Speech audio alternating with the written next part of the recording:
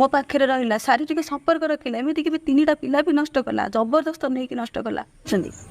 मन है आसिलु शोई पड़िलु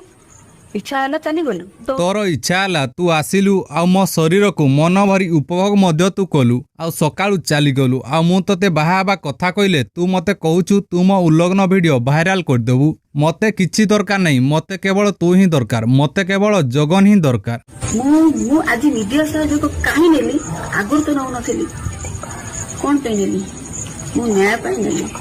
मोर जगन ही दरकार मोर जगन ही दरकार हाँ आज्ञा एमती किसी सांघातिक अभियोग आनी जड़े महिला जनक अभियोग अनुजाई महिला जनक प्रेमिक कुआड़े बारंबार शारीरिक संपर्क रखुंट शारीरिक संपर्क रखा समय वीडियो कर महिला प्रेमिक जनक आउ एबे महिला प्रेमिक धमक दौची जे तू मते लाख टंका दे नहेले मु तोर उल्लग्न वीडियो सोशल मीडिया रे भाइराल करदेवी तेबे ए नहीं महिला जनक कौन कहते आपण मैंने टिके भल भाव शुणी नियंतु तोर जो नंगला वीडियो अच्छी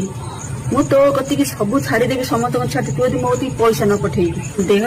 माने भोक मेटिया आस मो पाखक